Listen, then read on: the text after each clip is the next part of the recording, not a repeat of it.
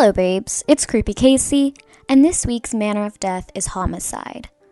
On May 15th, 1988, a fisherman near the U.S.-Canadian border found the remains of a white female.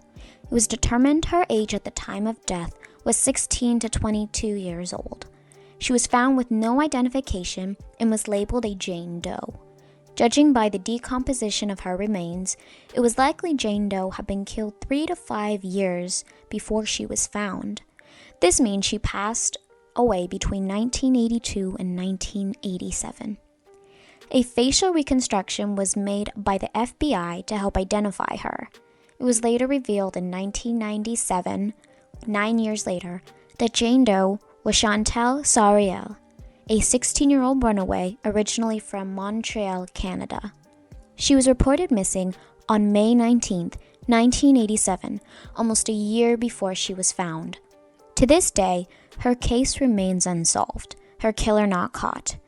If you have any information regarding this case, you can submit anonymous tips at vsp.vermont.gov/tipsubmit or text the word VTIPS to 274637. On May 30th, 1993 in Derby, Vermont, 21-year-old Angela Blowin was found by someone walking around 11:40 a.m. on Crawford Road.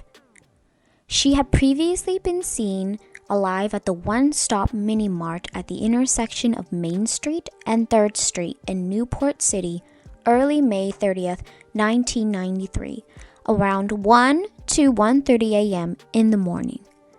Her death was ruled a homicide, and evidence found points to a struggle before she was ultimately killed. Her case is still open and has never been solved. If you have any information about Angela Blowin's case, you can submit anonymous tips to vsp.vermont.gov/tipsubmit or by texting VTIPS to 247637.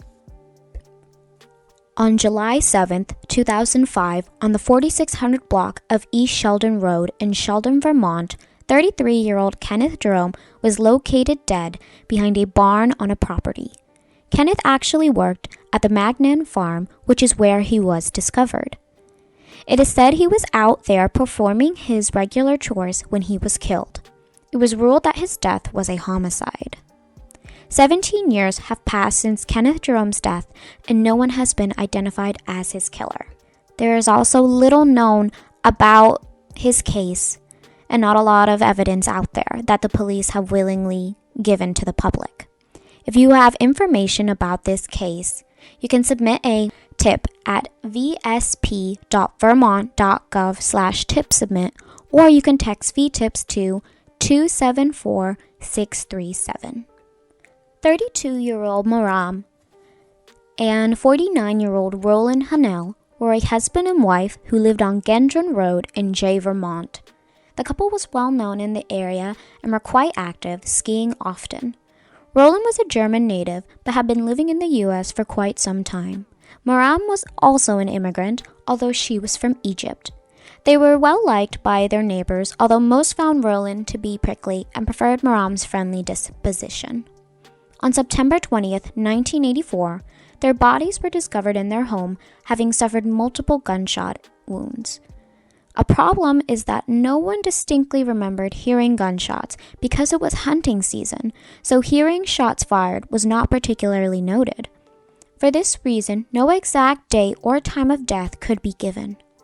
After autopsy, it was ruled that the couple were not killed with a shotgun, but the exact make of gun could not be determined. Most speculate that it was a semi-automatic gun or handgun. Police were stumped for a motive for the killing. Who would want to kill Roland and Maram? A prison escapee who was caught days before the Hanels were found was a potential suspect, but was never charged. It was also speculated that the main target of the shooting was Maram.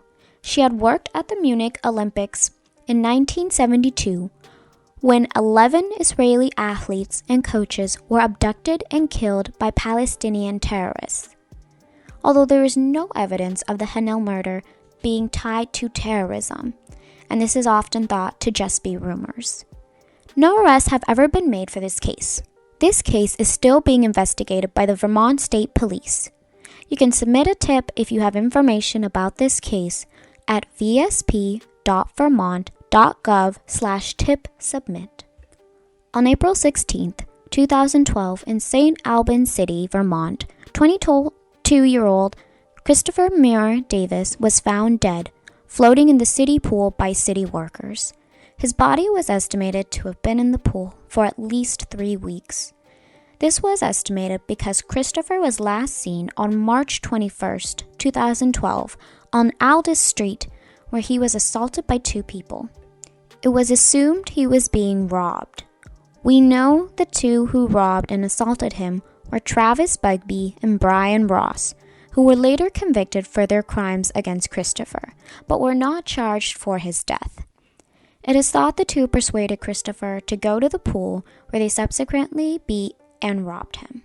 No arrests have been made related to his death, and his family would like to know and have whoever did it face justice.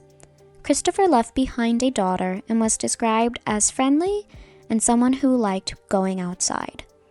If you have any information about this case, you can contact the St. Albans Police Department at 802-524-2166.